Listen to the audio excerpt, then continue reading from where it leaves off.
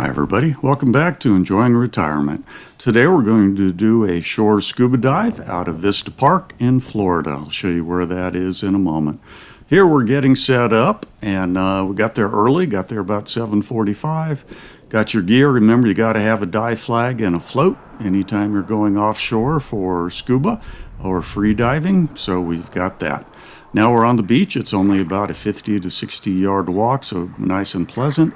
There I was checking out my landmark, seeing a big pink hotel high-rise on the left, big white one on the right, and just a center beach area with a low-rise building right behind the park. That way I know where I am when I come up and look. It's about a 200-yard swim out to the reef. There we are, showing you where we were in Florida. Now we are going to be about a 10-minute drive north of the touristy Fort Lauderdale. Now let's zoom in a little bit more. This is a nice quiet area. It's residential. You're out of the tourist area. And as I said, we got there about 7:45. There was a few other cars there trying to catch sunrise, but we had the place plenty of parking. And just to note, parking starts at 8 o'clock. You actually cannot register your car before 8 o'clock, so just keep that in mind. You don't want to get there too early and get a ticket on your way back because you weren't able to buy a parking space. Flew the drone out about 200 yards out to the beginning of the reef, and that is what the edge of the reef looks like. And here we are underwater. At the beginning of the reef, it's very shallow coral. It doesn't look too promising. But the further you get into it, the further east you go, the deeper the shelves are, the bigger the cutouts, and more likelihood of fish. So we ended up swimming early out there. We had about a 10 to 15 mile an hour wind north to south. That was blowing up a current, and it was just easier just to go ahead and dive from shortly off the shore. So we did that. It took about 8 minutes to swim out there, and then we turned into the current. And here we are flowing north. It's about 15, 20, 22 feet at the deepest for this first reef. And there is a sharp-tail eel. If you watched another video of mine from Key West in August, I mentioned that swimming down there, scuba diving down there, was a lot like flying over the desert Southwest. Well, here we saw a snake to prove it. And right above the snake is a lobster. Unfortunately, he was too small, but I had my lobster net tickle stick because I was on the lookout, and we had our pole spear and zookeeper for any lionfish that we may see. Well, we didn't see any lionfish. That was the only lobster we saw. But by golly, there were blue runners everywhere, and they were just schooling, and they kept playing with us, and it was pretty amazing. I had caught a blue runner earlier on this trip down in the Florida Keys, and my wife had made tartare out of it, first time she had had blue runner, and it was fantastic. So every time you see blue runner surrounding my wife in this video, keep in mind what she's thinking. She's thinking, man, there goes a lot of sashimi and tartare.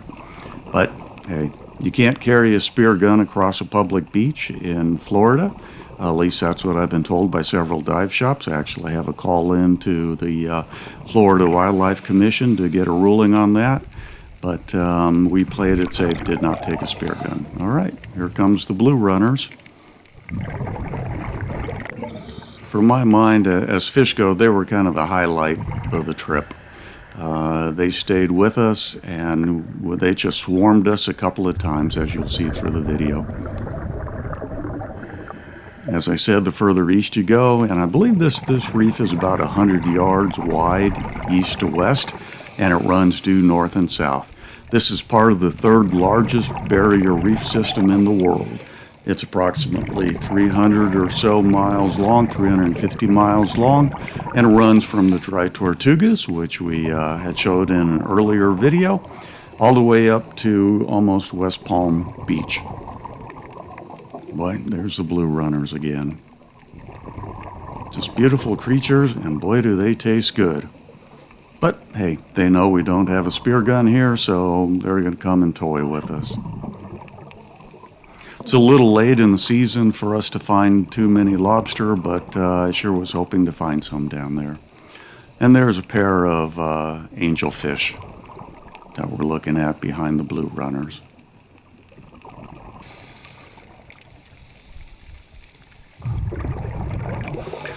All right, we went up a bit, fighting current the whole way. I was playing it a little bit safe, and at about 1400 psi, I gave the signal that we were going to turn around and drift back.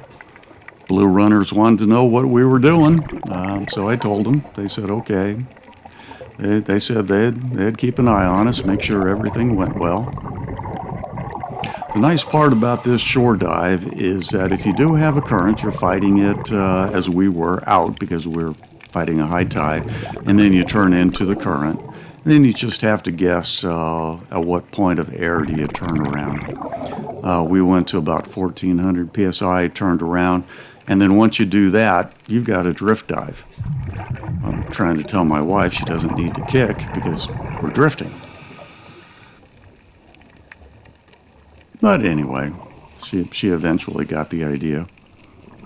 Still checking out under every ledge for everything we can. There were just no more lobster, but hey, if you're looking for an alternative to Hawaii like we are, I think the Fort Lauderdale area is going to be it. We took a dive charter 2 days before this, and the wreck and the reef that they took us to was just fantastic. This is one of 3 reefs as you come off the shore. Like I said, this is about 200 yards out, 100 yards wide, and then another 150 yards past that is the second reef. That's about 30 to 40 feet, and then beyond that is a 60 to 65 foot reef. It seems to be that when you take a charter down here, there are a lot of wrecks that were placed there. So the first dive will be to a deeper wreck, and the second dive will be to the second or third reef and put you on a drift. And that is me drifting. Once you start drifting, your oxygen consumption goes down to very, very small. So you got to be careful that you don't drift past your entry point. And you saw me go up there just a while ago. We were right on line, so it was time to start angling to shore. And here's my sharp tail eel again. Or in my vision of floating across the west, there's a rattlesnake. You don't want to get too close to the teeth of either of them.